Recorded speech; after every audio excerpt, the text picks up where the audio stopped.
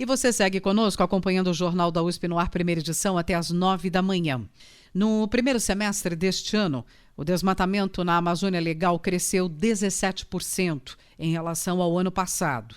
Em 2020, ele já havia superado 2019 em 26%. No Cerrado, a situação não é diferente, com o desmatamento no primeiro semestre superando o do ano de 2020 e os focos de incêndio começam a aparecer com maior frequência nesse bioma. Recentemente, inclusive, o governo federal determinou que as informações sobre queimadas e incêndios florestais no Brasil sejam monitoradas e divulgadas pelo INMET, o Instituto Nacional de Meteorologia, que é subordinado ao Ministério da Agricultura. E qual tem sido a posição do Ministério do Meio Ambiente sobre os recentes recordes de desmatamento? Eu converso sobre este assunto com o professor Pedro Luiz Cortes, da ECA, e do Programa de Pós-Graduação em Ciência Ambiental do IEE, o Instituto de Energia e Ambiente. Oi, professor, bom dia, como vai? Bom dia, Roxane, bom dia, ouvintes. É um prazer falar com vocês. Professor, quais as medidas que o Ministério do Meio Ambiente está tomando para coibir o desmatamento e as queimadas? Bom, Roxane, resumidamente, nenhuma. Não há qualquer medida que o Ministério do Meio Ambiente tenha tomado, seja o ano passado, seja este ano, para coibir o desmatamento e as queimadas. Na prática, houve um esvaziamento do Ministério do Meio Ambiente e ele está se transformando em uma secretaria do Ministério da Agricultura, como era a intenção original do Bolsonaro. Na verdade, ele não está oficialmente transformando o Ministério do Meio Ambiente numa secretaria, mas em termos práticos ele tem feito isso, porque com esse esvaziamento, na verdade, ele eliminou toda a estrutura, não só do Ministério do Meio Ambiente, mas também do IBAMA e do ICMBio.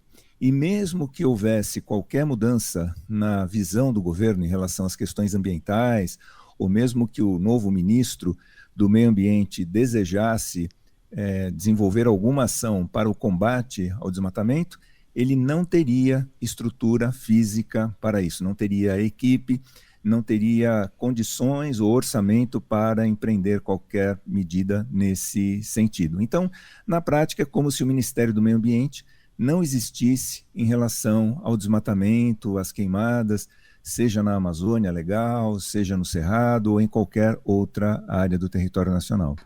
Seja quem passe a acompanhar a partir de agora, ainda assim é importantíssimo falar sobre os prejuízos que o desmatamento e as queimadas têm gerado para a população. As consequências são muito importantes.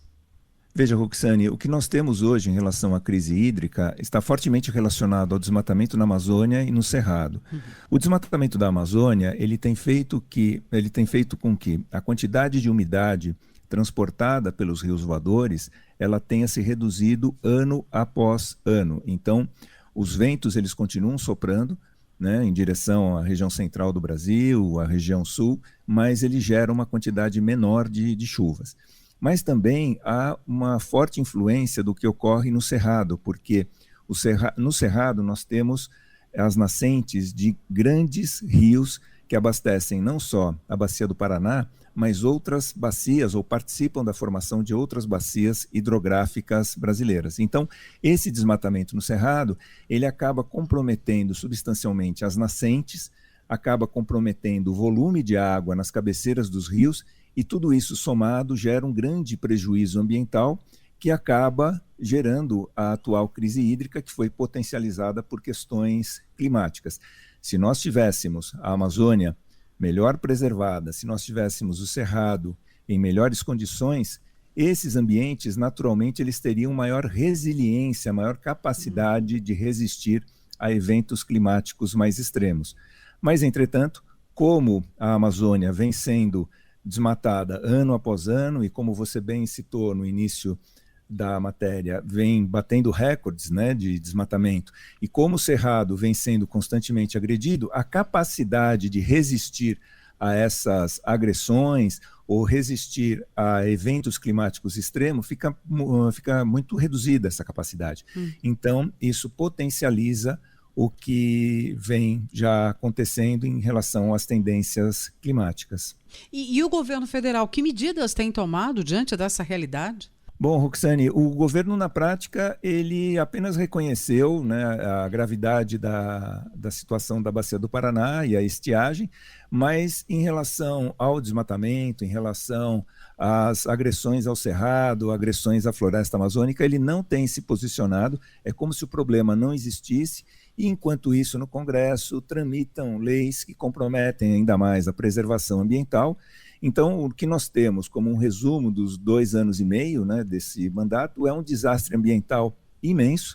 Isso não vai ser facilmente superado com um novo mandato, uma nova presidência, um novo ministro do Meio Ambiente, porque há necessidade de recompor toda a estrutura funcional do Ministério do Meio Ambiente, toda a estrutura do ICMBio, estrutura do IBAMA, para que então possam ser desenvolvidas ações de preservação, ações que visem coibir o desmatamento ilegal, as queimadas. Mas, enfim, o governo ele procede como se o problema efetivamente não existisse, e isso coloca continuamente o Brasil em risco, porque grandes investidores internacionais já têm sinalizado a possibilidade de retirar investimentos do Brasil caso essa situação na Amazônia venha a persistir.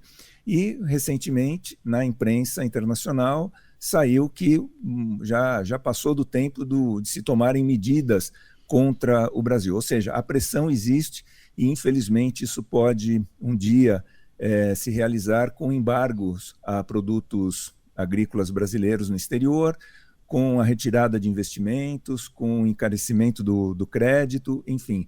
Tudo isso, além do prejuízo que já está gerando, né, com as contas de energia elétrica mais alta, com a possibilidade de falta de água em diversas regiões, nós poderemos ter problemas de colocar produtos agrícolas no exterior, gerando desemprego aqui e também ter dificuldades em obter investimentos e linhas de crédito internacionais. E a ciência tem mostrado, né? Estudo após estudo, o caso mais recente foi um estudo do INPE publicado na Nature, apontando que as regiões da Amazônia afetadas por queimadas e desmatamento estão levando a floresta toda a emitir mais carbono do que consegue absorver. Quer dizer, a gente pode chegar a um ponto em que esse problema se torne muito sério e irreversível, né?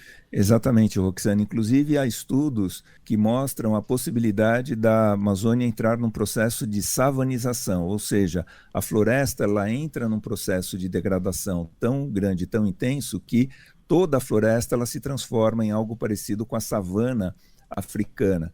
E isso é um risco muito grande, e há quem diga, inclusive, que nós já ultrapassamos o limite a partir do qual esse processo ele se torna automático. Ou seja, isso iria demandar uma grande intervenção humana no sentido de recuperar as áreas degradadas, o que pode levar algumas décadas até que a gente tenha uma situação climática mais favorável.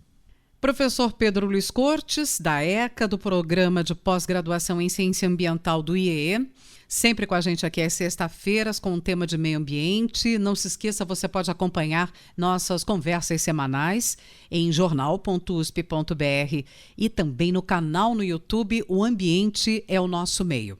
Professor, muito obrigada mais uma vez e até a próxima semana. Até a próxima semana.